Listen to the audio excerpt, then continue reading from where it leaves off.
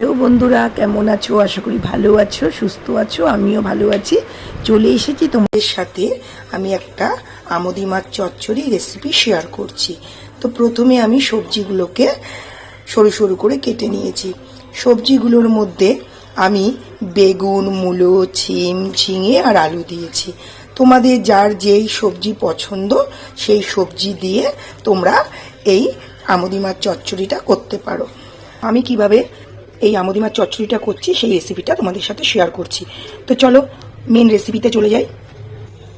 আমোদি মাছগুলোকে আমি কেটে ধুয়ে পরিষ্কার করে নুন হলুদ মাখিয়ে রেখেছি, আধ ঘন্টা ধরে ম্যারিনেট করে রেখেছি। এইবার আমি এগুলোকে ভেজে নেব। তো ভাজার জন্য কড়াইতে আমি সর্ষের তেল দিয়ে দিয়েছি। তেলটাও গরম হয়ে গেছে।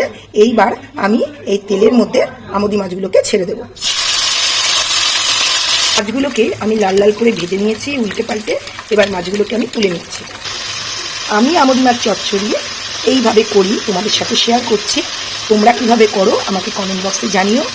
সবাই আমরা এই সব চচ্চড়ি বা এইসব রেসিপি বাড়িতে করে থাকি, এক একজন এক এক রকম করে করে। তো আমি আজকে কীভাবে রেসিপিটা করছি তোমাদের সাথে শেয়ার করছি। যদি ভালো লাগে তাহলে অবশ্যই একদিন ট্রাই করো।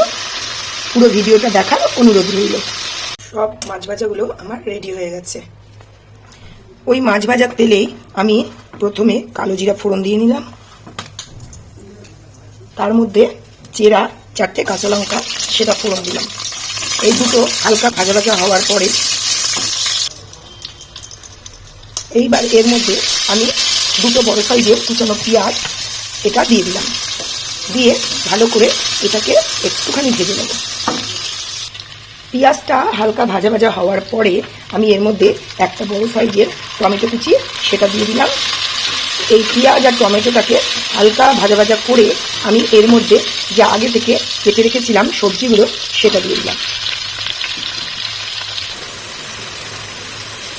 1 চামচি নুন সেটা দিয়ে দিলাম আর সামান্য একটু হলুদ দিয়ে ভালো করে আমি এখন সবজিগুলোকে ভেজে নেব। সবজিগুলোকে আমার ভালো করে নাড়াচাড়া করে আমি ভেজে নিয়েছি। এইবার সবজিগুলোকে আমি তুলে নেব। কড়াইয়ের মধ্যে আমি সর্ষের তেল দিয়ে দিচ্ছি। চচ্চড়ি জাতীয় জিনিসে একটু তেলের পরিমাণটা বেশিই লাগে, তো আমি সর্ষের তেল দিয়ে দিচ্ছি। আর রান্নাটা সর্ষের তেলে করলে টেস্টটাও খুব ভালো লাগে। তেল গরম হয়ে গেছে। এখন আমি এর মধ্যে একটা মশলা দেব, যেটা হলো কালো জিরে, রসুন, কাঁচা লঙ্কা। এই দিয়ে আমি একটা পেস্ট করেছি। এই পেস্টটা আমি এখন ঢেলে দিচ্ছি। এর মধ্যে আমি 1 চিমটি কালো জিরে নিয়েছি, 6-7 কোয়া রসুন নিয়েছি, আর ঝালটা যে যার পরিমাণ মতো দেবে। আমরা যেমন ঝাল খাই আমি 6-7খানা কাঁচা লঙ্কা নিয়েছি। এইবার এর মধ্যে আমি 1 চামচি কাশ্মীরি মির্চা দিয়ে দিচ্ছি। যেহেতু রান্নাটা আমি কাঁচা লঙ্কায় করেছি, একটু কালার আসার জন্য আমি এর মধ্যে কাশ্মীরি মির্চা অ্যাড করছি। এটা সম্পূর্ণ অপশনাল, তোমরা না চাইলে নাও দিতে পারো। আর এর মধ্যে দিচ্ছি আমি সামান্য একটু চিনি। রান্নায় টমেটো ব্যবহার করার জন্য আমি একটু চিনি দিচ্ছি, যাতে স্বাদের ব্যালেন্সটা ঠিক থাকে। এইবার ভালো করে আমি মশলাটা কষিয়ে নেব। মশলার কাঁচা গন্ধ যতক্ষণ না যাচ্ছে এবং মশলা থেকে তেল যতক্ষণ না ছাড়ছে আমি ভালো করে এটাকে নেড়ে মশলাটাকে কষিয়ে নিচ্ছি। মশলা কষানো আমার হয়ে গেছে, মশলা থেকে তেলও ছেড়ে দিয়েছে।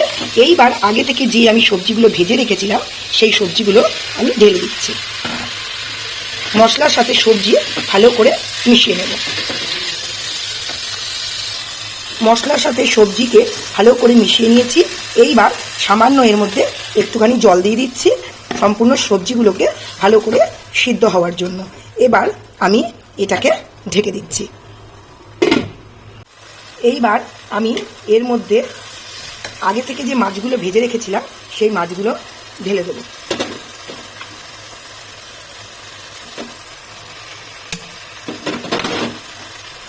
দিয়ে একটু নাড়াচাড়া করে 2-4 মিনিটের জন্য একটুখানি ঢেকে দেব, মাছের সাথে সবজিগুলো ভালো করে একটু সেদ্ধ হয়ে যাওয়া পর্যন্ত। এইবার আমি এর মধ্যে ধনেপাতা কুচি ছড়িয়ে দিচ্ছি।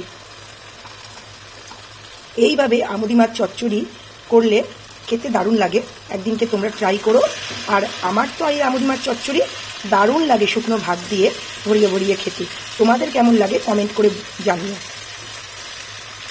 আর এই যে কোনো চচ্চড়ি জাতীয় জিনিস সিম করে ঢেকে ঢেকে করলে এর টেস্টটা খুব ভালো হয়।